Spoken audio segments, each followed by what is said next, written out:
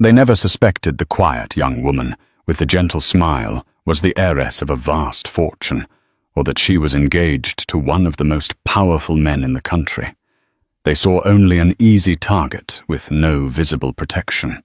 Under the cold moonlight, they threw her into the churning river and left her to die, convinced their secret would be safe.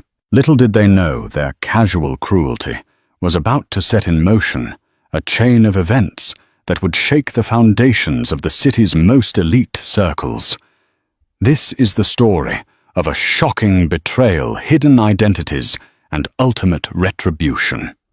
In the heart of Manhattan, skyscrapers kissed the heavens, and lights shimmered like fallen stars. Yet beneath the glitz and the glamour lay a hidden world, a realm of secrets and quiet alliances, of whispered deals in the hallways of power. In this vortex of wealth and influence lived Aurelia Lockhart, a woman as unassuming as she was extraordinary. Aurelia was of average height with warm brown eyes and dark flowing hair. She was the kind of person who made people lean in closer to catch her every word. There was nothing particularly flashy about her clothing. She wore dark jeans, a neatly ironed blouse, and low-heeled shoes that carried her gracefully through the crowded streets. But beneath her modest attire beat the heart of an heiress, a Lockhart by blood, though she had long learned to hide her family's wealth behind a facet of normalcy. The Lockharts were old money. Their name appeared in charity galas, on the boards of major philanthropic organizations, and in the pages of financial magazines. Yet Aurelia, from a young age, had found the shimmer of wealth both dizzying and stifling. She had been taught strict etiquette and shielded from the real world. Her father, Maxwell Lockhart, insisted she remain under the watchful eyes of private tutors and security. But Aurelia wanted something more genuine, more real. She wanted to experience life without the constant intrusion of tabloids and gossip columnists. That was how she fell in love with anonymity, and eventually how she met Alexander Hathaway. Their introduction was not in a gilded ballroom or a black tie gala, but in the reading room of the New York Public Library. Aurelia had been searching for a rare historical volume, while Alexander, a member of another dynastic family, the Hathaways, was poring over architectural journals. It was a chance encounter that seemed ordinary at first. Two strangers exchanging shy smiles over quiet pages. Little did the rest of the city's elite know that the couple had quickly bonded over their shared fascination with philanthropy and their mutual distaste for the hollow pretenses of high society. They had decided to keep their engagement a secret for as long as possible. There would be no official statement in town and country, no flamboyant engagement party. They planned a life that balanced their responsibilities to family legacy with an ordinary joy that they both craved. But secrets are precarious in a city brimming with watchers and whisperers. Unknown to Aurelia, there were people operating in the city's underbelly who had begun to notice her movements. She didn't travel with a security detail, rarely used a driver, and frequently ventured into neighborhoods that were off the usual old money maps. It was these reckless habits that caught the attention of an opportunistic group of thugs desperate for a big score. On a crisp October night, as Aurelia walked alone along the East River Promenade, looking for a moment of quiet reflection, she had no idea she was being followed. The river was calm. The lights of passing ferries flickered, and the city's hum created a strange lullaby in the background. She leaned on the railing, breathing in the cold air, thinking about her upcoming wedding to Alexander, about how life had finally felt more real. A shadow crept behind her. At first she assumed it was just another late-night stroller.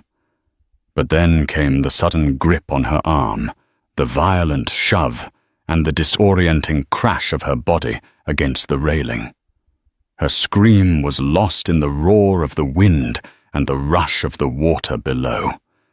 She felt hands pushing her over her head, hitting something sharp. The world spun. She caught a final glimpse of the star-strewn sky, then felt the unforgiving slap of water against her body. The cold was instant, shocking, and paralyzing. Her attackers were 3 men, none older than 30. They wore dark hoodies, faces partially obscured by baseball caps. They hadn't intended to kill her at first. The plan was a simple snatch and grab. But when Aurelia resisted panic, ignited their desperation, they had rummaged through her belongings, found nothing more than a wallet with credit cards, some cash, and a small diamond engagement ring. That ring, simple yet breathtaking, should have been their clue. But they overlooked its hidden significance. And so they left her certain their crime would never be connected to them. After all, they had no idea who she was, no notion of the financial and political might behind her name, no concept of the fury that would arise from the man to whom she was secretly engaged. As the cold river embraced Aurelia, her mind teetered between shock and resolve. She fought the current, willing her limbs to move. She thought of Alexander, of her father, of all the plans she had yet to fulfill. She would not surrender to this watery grave. She surfaced once, gasping for air, the city lights a blur above her. Darkness threatened to take her, but sheer will and a glimmer of luck kept her afloat. In that moment, a vessel, a modest tugboat operated by an old fisherman named Harold Fletcher, happened upon the struggling figure in the water. Harold, finishing a long night of guiding barges along the East River, spotted what looked like a drifting log at first. But something compelled him to investigate. When he realized it was a woman, he didn't hesitate. He dragged Aurelia aboard, using every ounce of his fading strength. He wrapped her in a blanket and alerted emergency services. No one would realize until much later that the unassuming fisherman had just saved the life of a Lockhart and set in motion a storm of vengeance that would rattle the city's powerful underbelly. News traveled fast in the quiet networks of old wealth. Aurelia's father, Maxwell Lockhart, was preparing to leave for a philanthropic conference in Geneva when he got the call from an anonymous nurse at New York Presbyterian Hospital. Aurelia's ID had made it clear whom she belonged to, and the hospital in a frenzy to reach her next of kin.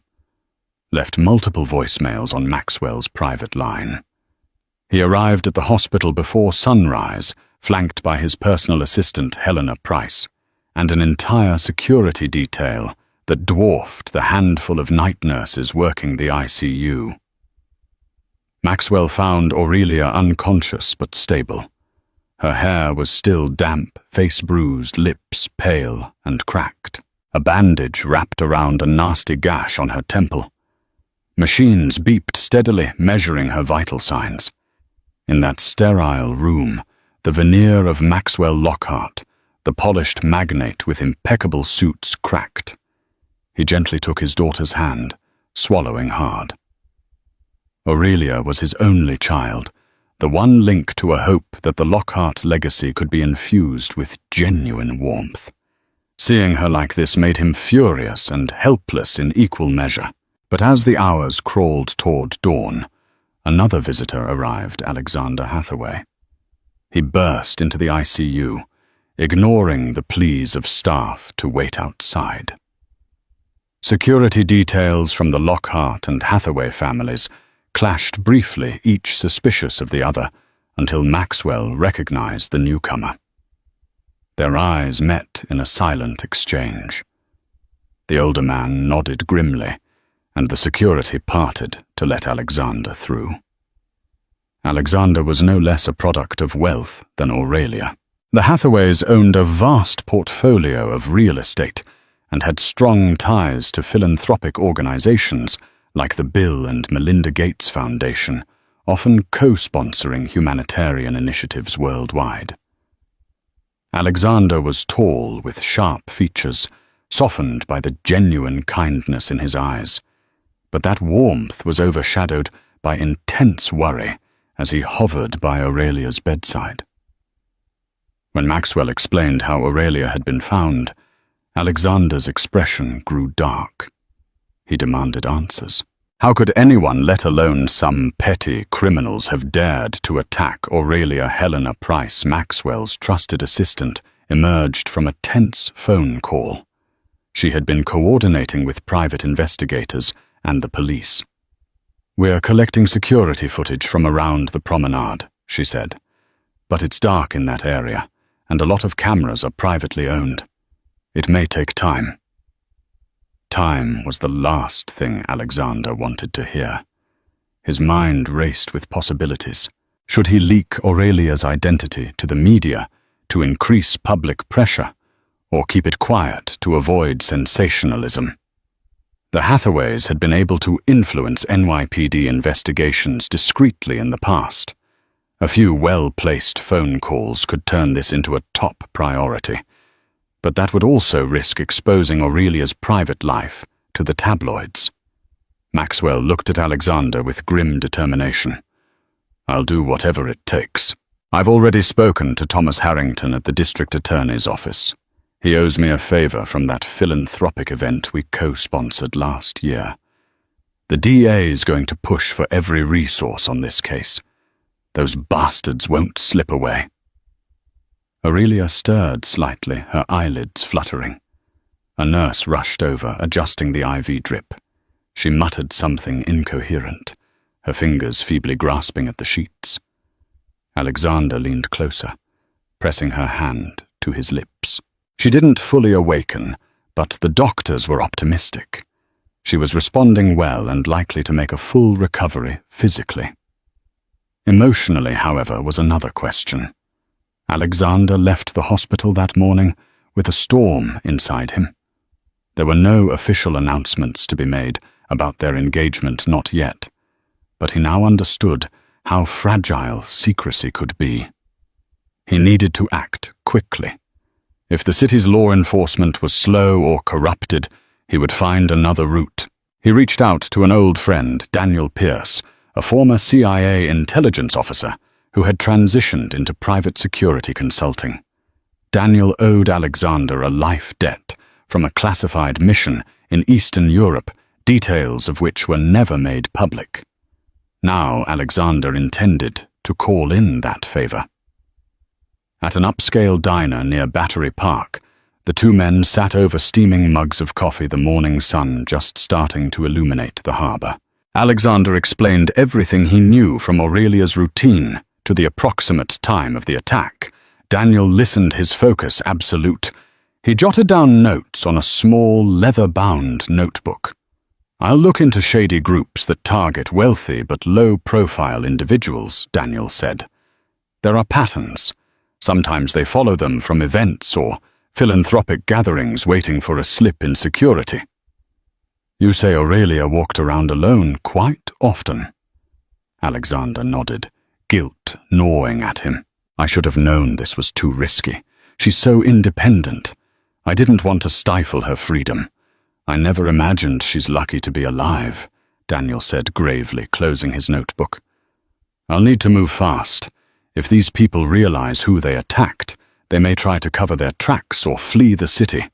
Keep me updated on any new information from the hospital or the Lockhart side. I'll coordinate with local contacts.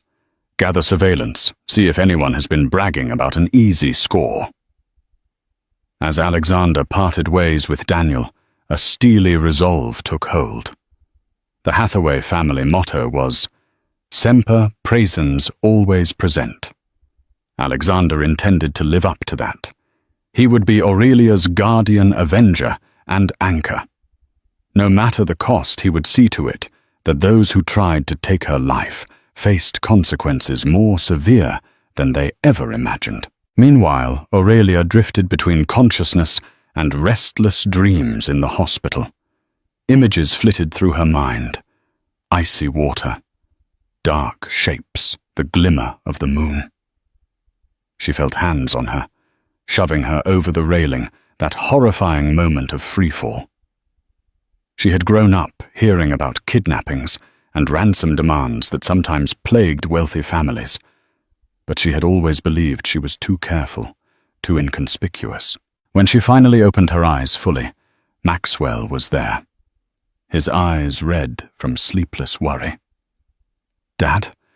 She managed her voice dry and raspy.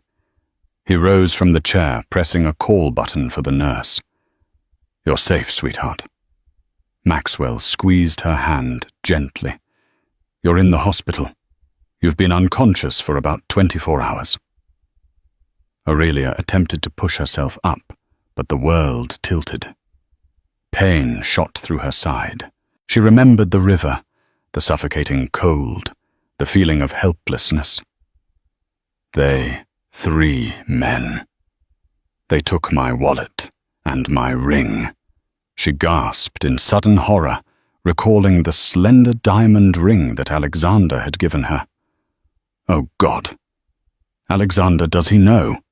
Maxwell nodded. He's been here non-stop. I finally convinced him to go home to rest. He wanted to hire every private investigator in the city. Good, she said, tears pricking her eyes. I never want anyone else to go through this. Under the watchful eye of the hospital staff, Aurelia sipped water, grimacing at the dryness in her throat. A wave of gratitude washed over her, for being alive, for the fishermen who had rescued her, for the medical professionals who had worked to save her life. But she also felt an undertow of fear and anger. Why would someone target her soon? Helena Price and a detective named Marcus O'Leary arrived to take Aurelia's statement. Detective O'Leary was a wiry man, with a neat moustache and tired eyes that suggested he'd seen too many tragedies on the job. He gently pressed for details. What did the attackers look like? Did she see any distinctive features? Tattoos?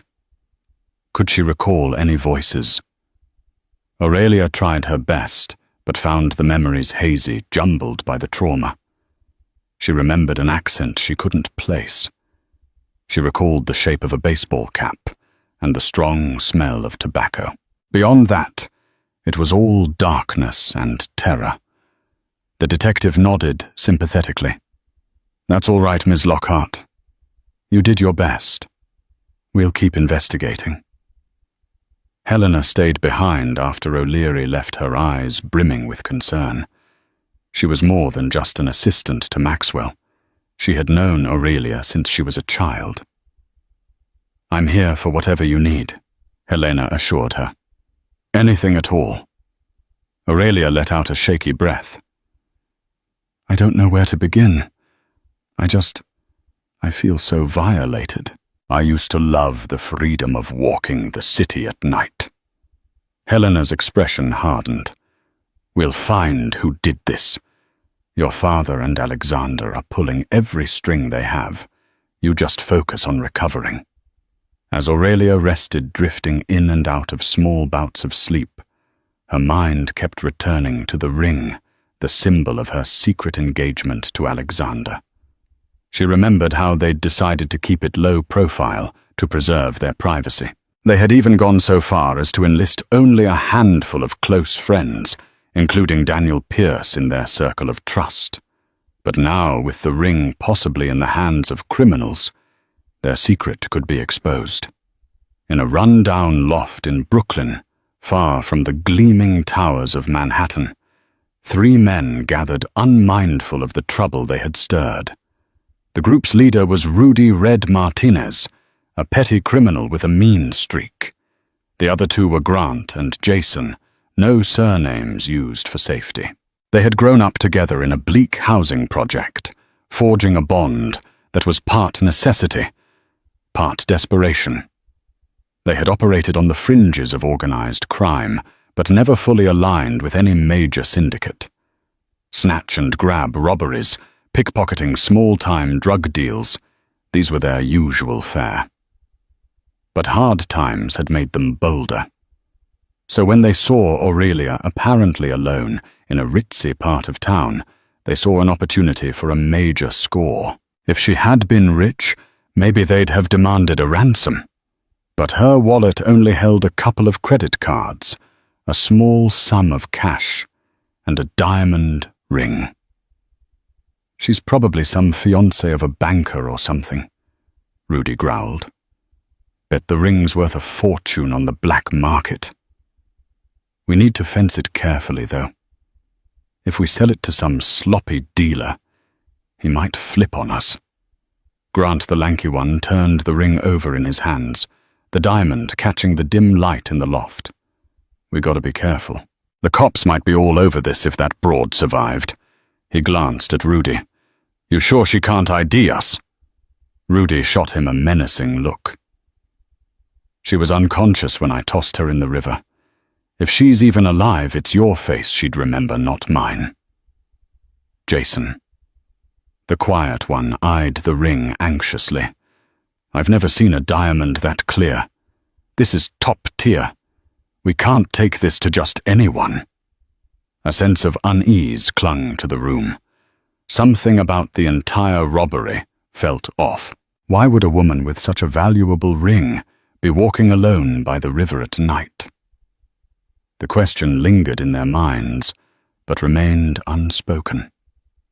A few days later, Jason visited a low-profile pawn shop rumored to deal in stolen goods. The shop's owner, an old fence named Sergio, examined the ring under a jeweler's loop. He frowned carefully, scraping a microscopic bit of material from the inside of the band to test. The results made him look up sharply. Where'd you get this? Sergio demanded, eyes narrowing. Don't matter, Jason said, trying to sound tough. Sergio set the ring down, sliding it back. This is not typical. It's too personalized, high level. You see the inside. There's an engraving, Until Forever, AH. That means it's custom. Could be traced. Very risky. Jason felt his stomach lurch. The initials AH rang an alarm in his head. He recalled a rumor about the wealthy Hathaway clan. Could it be Alexander Hathaway? The significance was terrifying. The Hathaways were a juggernaut in the city. Everyone in the underworld knew better than to cross them. Rumor had it they had connections to the mayor's office, the district attorney, even the FBI. If you messed with a Hathaway, you'd feel the repercussions in every corner of your life if you were unlucky enough to still have one. Jason tried to keep cool, but Sergio saw the flicker of panic. I'm not touching it, the fence said, handing the ring back. And if you're smart, you'll give it back or toss it in the river. Whatever. Get it away from me. Real fear jolted through Jason. He hurried back to the loft where the group was waiting. When he relayed Sergio's words, Rudy cursed and hurled a glass against the wall. Grant anxiously paced back and forth. So we basically attacked a Hathaway fiancée or something, Grant said, voice trembling. Do you know what that means? Rudy snorted, trying to mask his own fear. We lie low. That's what. No big deal. They can't prove it was us. She got tossed in a river. No cameras, no witnesses, right? But the truth weighed heavily on them. If the Hathaways realized who was behind this, there would be no corner of the city where they could hide. They had inadvertently crossed a line that criminals far bigger than they were never dared to cross. Harold Fletcher. The grizzled fisherman who saved Aurelia lived on a small tugboat moored near a scrapyard along the East River. When Aurelia's father and Alexander learned of Harold's heroic act, they moved swiftly to show their gratitude. Maxwell offered him a sizable reward, but Harold refused outright. He claimed it was enough that Aurelia was alive.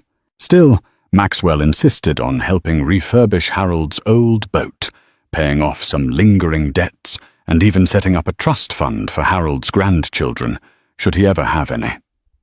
Harold accepted eventually, but only after a heartfelt argument that made Maxwell realize the old fisherman's pride was as strong as the river's current. Alexander also visited Harold to personally thank him. He brought a basket of groceries and warm clothing, but more importantly, he brought a listening ear. Harold had spent years traversing the East River at odd hours. He had witnessed drug deals, suspicious late-night rendezvous, and all manner of nefarious activity.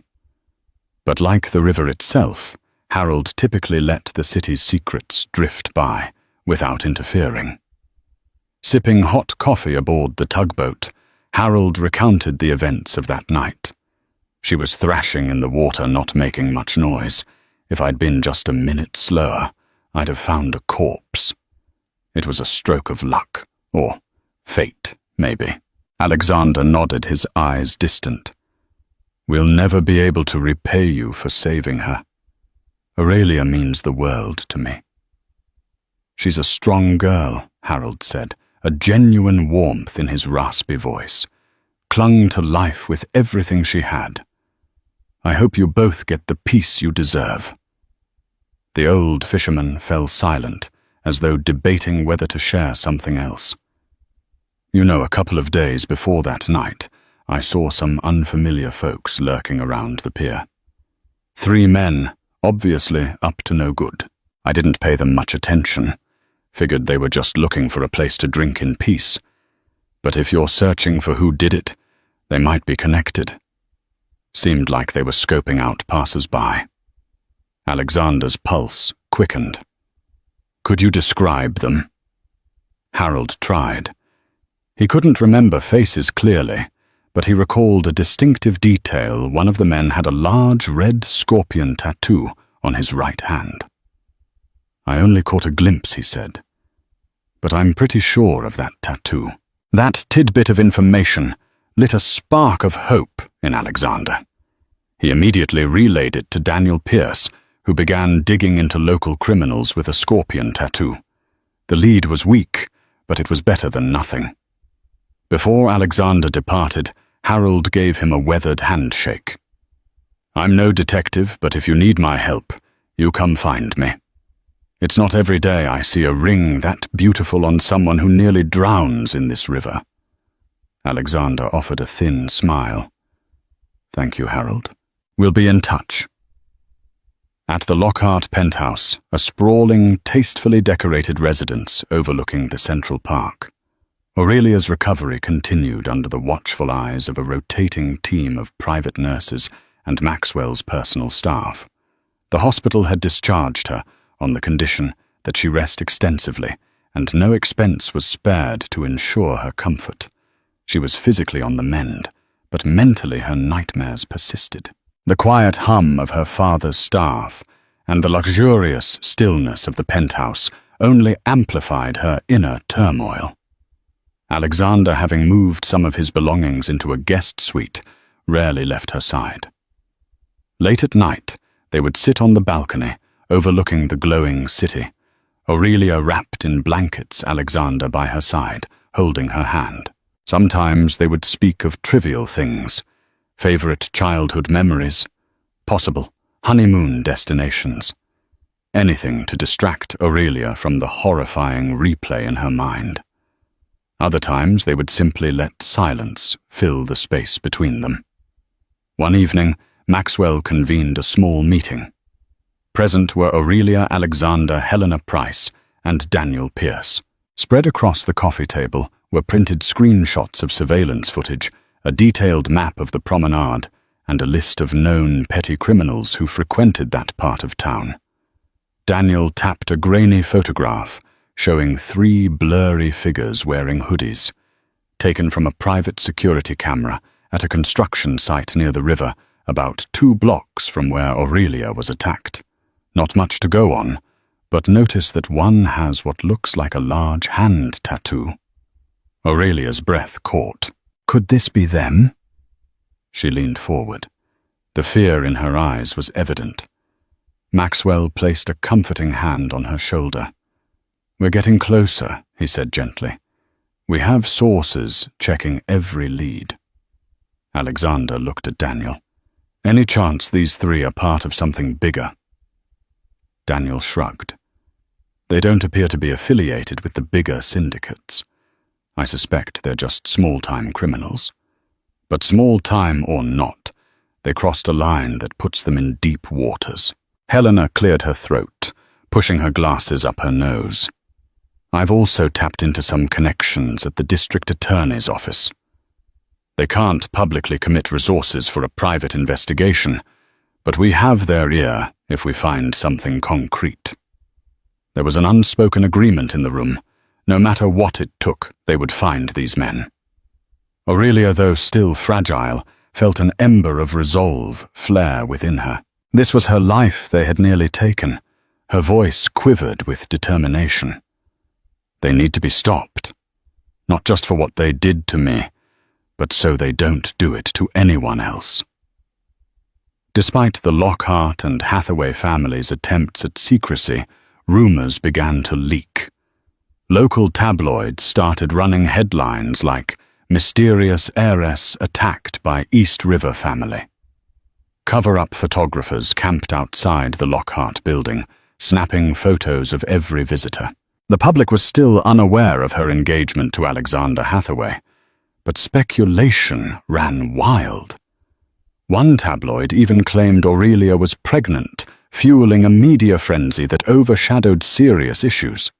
Bloggers picked up the story, weaving elaborate conspiracies about old money feuds, blackmail, and political corruption. Late-night talk show hosts made jokes about the drowning heiress without knowing the full story. This media attention complicated the investigation. Potential witnesses who might have come forward were frightened off, not wanting to be dragged into a high-profile case. Worse yet, the criminals themselves could see the increasing scrutiny and take more drastic measures to cover their tracks or flee the city. Aurelia felt besieged. Everywhere she turned, she faced invasive questions, camera flashes, or strangers gawking at her as though she were some rare exhibit. She began to understand why her father had always insisted on security details, on controlling the narrative. Privacy was a luxury quickly slipping through her fingers. In a rare moment of respite, Aurelia confided in her old friend Michelle Reed, a private gallery owner who moved in sophisticated circles, but valued authenticity above all else. Michelle had known Aurelia since their college days, back when Aurelia briefly attended Columbia University under a pseudonym to maintain anonymity. In the quiet hush of Michelle's gallery, surrounded by abstract paintings that soared with color, Aurelia finally allowed herself to cry freely. "They're treating my trauma like a headline," she said, her voice trembling. "People are gossiping about whether I'm pregnant or in rehab, or if I faked it all for attention." Michelle wrapped an arm around her. "The truth will come out eventually," she said softly. "But for now, the best you can do is focus on healing and let the investigation run its course. You have a strong support system in Alexander, your father, and Daniel. Lean on them." Aurelia nodded, wiping her tears. "I just feel so trapped." Michelle sighed sympathetically. "I know. But keep your eyes on the bigger picture.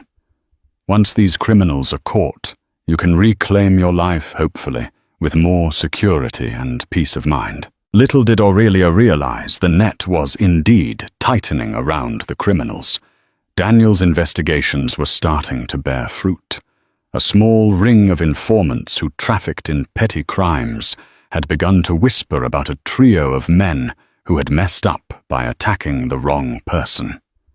The city's underworld was well aware that the Hathaways and Lockharts had thrown their considerable resources into the hunt.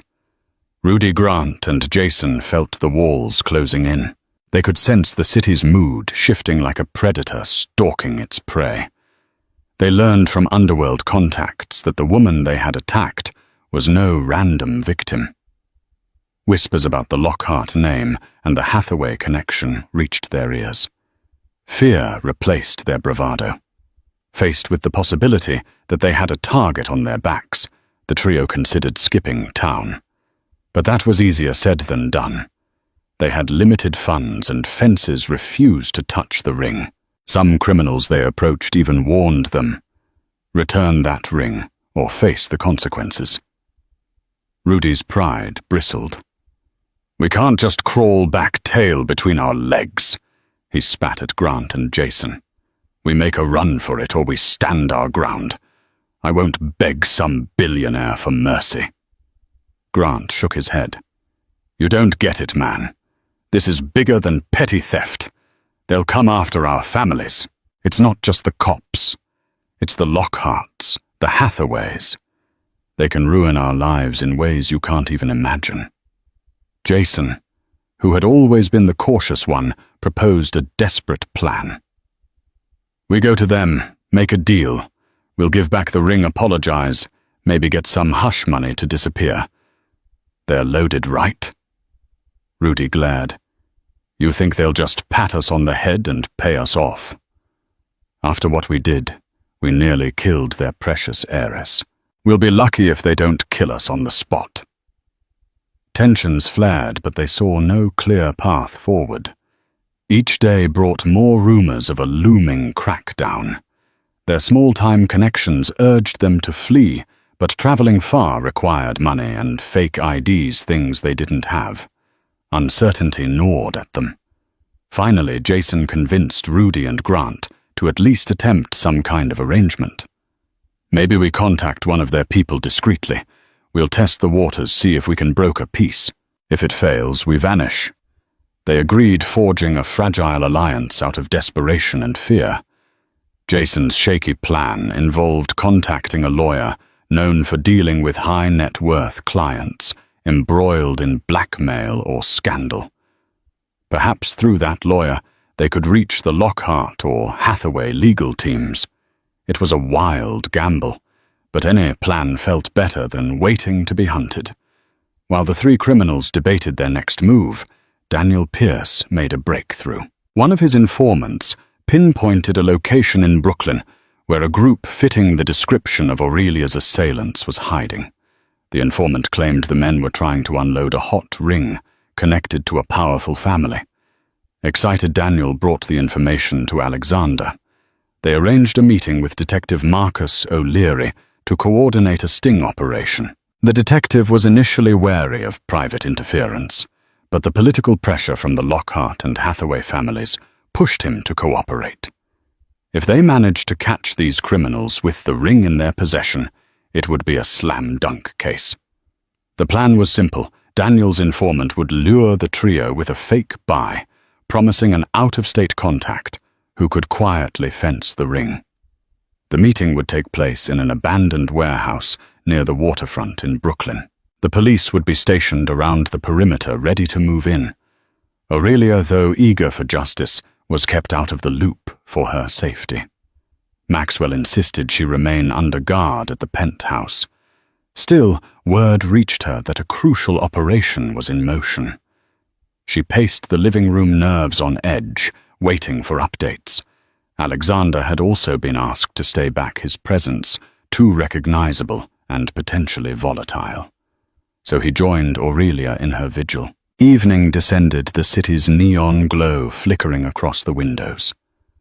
Aurelia and Alexander sat side by side on a leather couch, phones resting on the coffee table.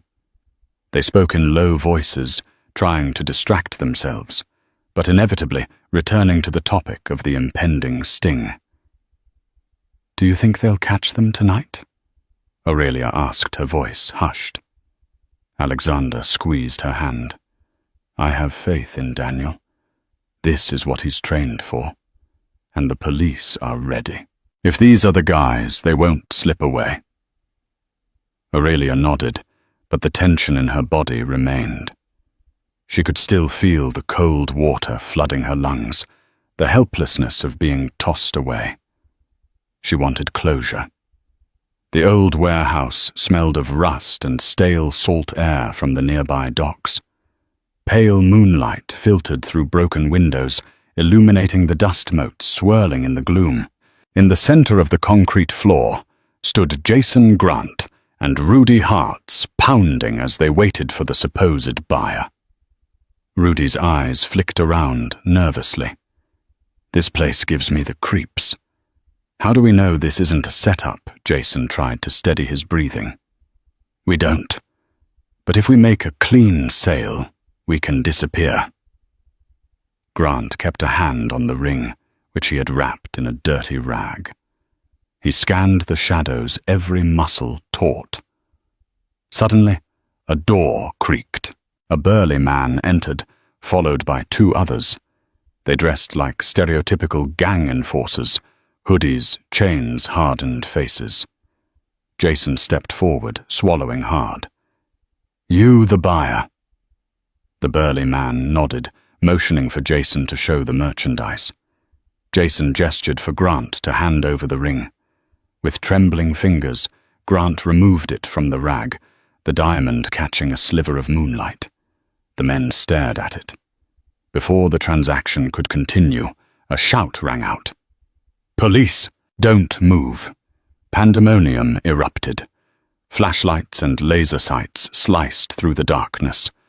The burly man and his cohorts dove for cover, revealing they were part of the police sting. Cops swarmed in from every entrance. Panic overtook the trio as they realized they'd walked into a trap. Rudy drew a small handgun, firing blindly as he tried to find an exit. The sharp crack of bullets echoed in the cavernous space. Police returned fire bullets ricocheting off metal crates. Grant dropped to the ground, covering his head. Jason bolted toward a side door, but he was tackled by an undercover officer. Daniel Pierce, wearing a bulletproof vest, managed to flank Rudy. With a calculated lunge, he knocked the gun from Rudy's hand and pinned him against a stack of wooden pallets. Rudy snarled, bucking against Daniel's hold, but the ex-CIA operative was too well trained. Within seconds, Rudy was disarmed and cuffed. Grant, sobbing and trembling, raised his hands in surrender. The ring clattered onto the concrete floor. An officer quickly bagged it as evidence. The trio was subdued, read their Miranda rights, and led away in a dazed shuffle. The entire operation took less than 15 minutes, but the chaos made it feel like an eternity. Outside the warehouse, Detective O'Leary watched with relief as the criminals were loaded into squad cars. Daniel walked over, removing his vest, sweat glistening on his brow. "Looks like we got them," he said. O'Leary nodded. "And the ring. Enough evidence to seal the deal." Daniel pulled out his phone, dialing Alexander. When the call connected, he spoke quietly, a smile of triumph in his voice. "We have them. The ring is safe. Aurelia can rest easy now." When the call came in confirming the arrest of her attackers, Aurelia Lockhart sat frozen on the edge of her father's leather couch. Alexander had just ended the call with Daniel Pierce, his voice low but firm, as he relayed the news. Across the room, Maxwell Lockhart stood with his arms crossed, his face unreadable, but his eyes glimmered with a mixture of relief and something fiercer justice. "They're in custody," Alexander said, gently sitting beside her. "All three. The ring was recovered. There's enough evidence to hold them for trial." Aurelia nodded slowly, her fingers twisting the hem of her sweater. Relief washed over her like a warm tide, but beneath it, something more raw stirred, a need for closure, for confrontation, for understanding. "I want to see them," she said quietly. Alexander hesitated. "Are you sure I have to?" she said, her voice firmer now. "I need to look them in the eye. I need to face them before I can move on." Though Maxwell was initially reluctant, he understood. This wasn't about vengeance. It was about taking back power that had been stolen from his daughter. With his connections and the help of Detective Marcus O'Leary, a private viewing was arranged at the NYPD precinct under tight security. The next afternoon, flanked by her father and Alexander, Aurelia entered the stark interior of the station. Her presence drew attention, but officers had been instructed to keep their distance. She was escorted to an interrogation room where the three suspects, Rudy Grant and Jason, sat in handcuffs awaiting formal processing. Aurelia paused in the doorway, heart pounding in her chest. Her breath caught as her eyes fell on the faces of the men who had tried to kill her. She had imagined them countless times, monsters in the shadows, but now that they were here, shackled and silent, they looked almost ordinary. And somehow that made their crime feel even more disturbing. She stepped into the room, with quiet dignity, her back straight, chin high. Alexander remained just behind her, his presence grounding. Maxwell stood by the door, arms folded tightly across his chest. The three men avoided her gaze at first. Rudy's jaw was tight, defiant. Grant stared at the table tears welling in his eyes. Jason's face was pale mouth pressed in a tight line as though awaiting a final verdict from a judge. Aurelia took a slow breath. Then she spoke. "You threw me into a river like I was trash," she said, her voice calm but piercing. "You didn't know who I was. You didn't care. You just saw an opportunity. A victim, a ring to sell." Her words landed like stones in the quiet room. Grant broke first. "We didn't mean to," he stammered. "It wasn't supposed to go that far. We panicked." "You panicked," Aurelia interrupted, her tone hardening. "You nearly killed me. You could have walked away. Instead you chose violence. You left me in freezing water to drown." Jason looked up, eyes red. "We didn't think you'd survive," he whispered. I'm sorry." Aurelia's eyes met his, searching for sincerity. "And if I hadn't? Would that apology still come so easily?" Jason dropped his gaze again, ashamed. Rudy remained still, arms crossed tightly. "She's alive now, isn't she?" he muttered under his breath. The room went silent. Maxwell took a step forward, but Aurelia lifted her hand, stopping him. She looked at Rudy for a long moment. "Yes, I am. I survived. Despite you. Despite what you tried to take from me." She turned toward the officers near the door. "I'm done here." But just as she stepped toward the exit, Rudy blurted, "You're just rich. You'll bounce back. You'll forget this ever happened." "Must be nice." Aurelia froze. Slowly she turned back to him. "You think money protected me from what you did?" she said, her voice shaking now, not with fear, but fury. "I still have nightmares. I still feel that water dragging me under. I still wake up gasping for air. Money didn't save me. A stranger with a boat did. My life is different now, not because of what I have, but because of what I survived." For the first time, Rudy said nothing. His eyes wavered, but the arrogance in his posture cracked just slightly. Aurelia looked at all three one last time. "I don't need your apologies. I don't want your excuses, but I hope you remember my face. I hope every night when you close your eyes you see me, and you remember that your choices didn't just hurt a stranger, they changed a life." With that, she left the room. Outside, Alexander caught her in his arms, his grip firm but gentle. "I'm proud of you," he whispered. Maxwell placed a hand on her shoulder. "You were stronger than I've ever seen you." Aurelia nodded, tears prickling her eyes, but not falling. "I feel like I can breathe again." As they walked out of the station, the sun peeked through the clouds, casting warm light across the city pavement. It felt like the beginning of something new, not the return to her old life, but the start of a stronger one. She didn't need revenge. She had her voice. She had her life. and she wasn't afraid anymore. In the weeks following the arrest of her attackers, Aurelia Lockhart began the slow and often agonizing journey toward healing. Though justice had been served, and her name slowly drifted out of the tabloids, the psychological weight of the ordeal clung to her like a second skin. The bruises on her body faded, but the memories, cold water panic, helplessness remained vivid and unrelenting. She withdrew from public life, retreating to the quiet safety of the Lockhart penthouse.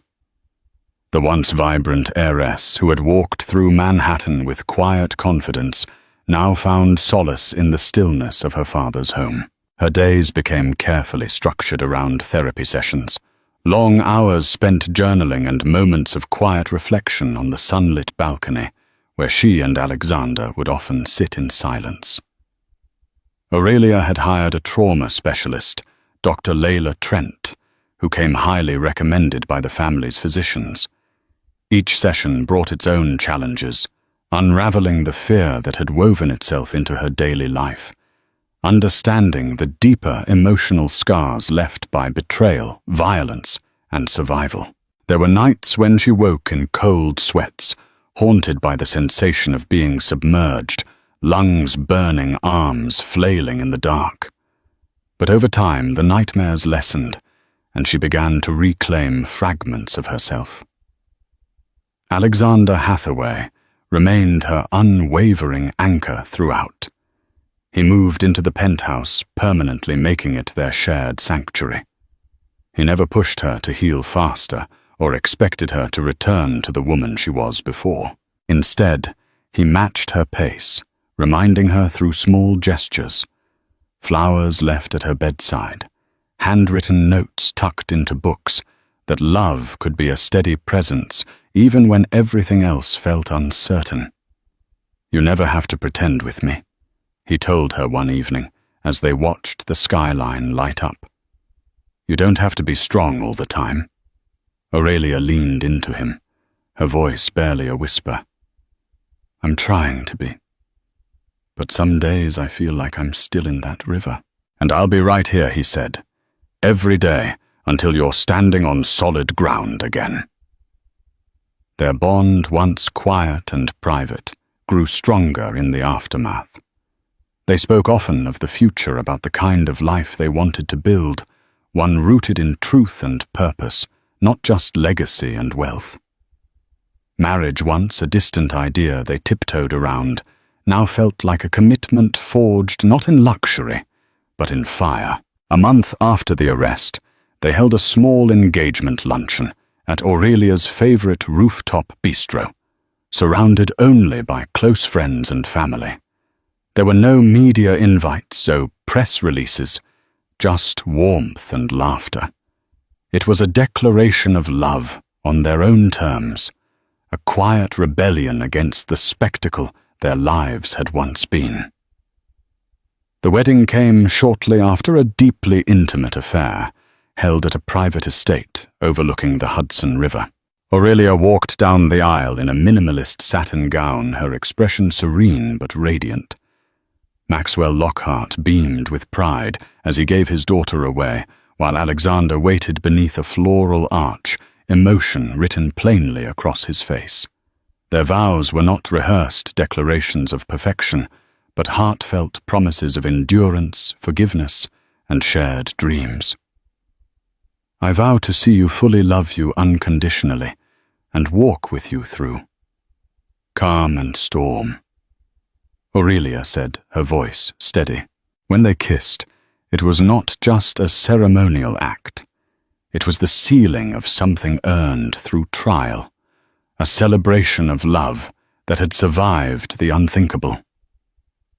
Later that evening, the couple slipped away to a quiet balcony overlooking the river. The same waters that had once nearly taken Aurelia's life now shimmered under a golden dusk, transformed in her eyes from a place of terror to a symbol of rebirth. She took Alexander's hand, admiring the ring on her finger. A new one chosen not to replace the lost symbol of their secret love, but to mark a future forged in transparency and strength. We could have lost everything she said softly, but instead we found something stronger.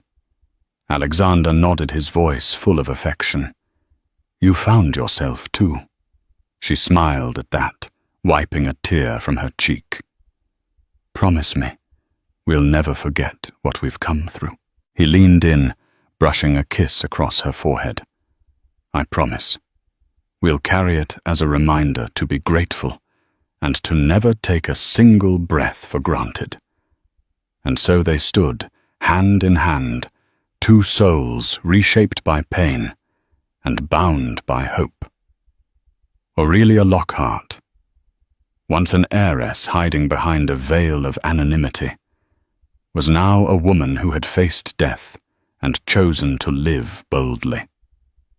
The river had tried to drown her, but it had failed. She had emerged not just alive, but transformed. Thank you for joining us on this journey of survival, love, and ultimate triumph.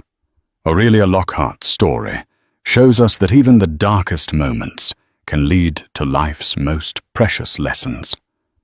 It reminds us that we never truly know someone's hidden strength, nor do we understand the ripple effect of our actions until they come crashing back. If you found yourself captivated by Aurelia's struggle and inspired by her resilience, make sure to like this video, share it with friends who love a powerful story, and subscribe to this channel for more riveting tales. Your support helps us bring you stories of hope, courage, and a reminder that light can prevail in the face of darkness. We'd love to hear your thoughts, so drop a comment below and let us know what part of Aurelia's journey moved you the most. Stay tuned for more amazing content.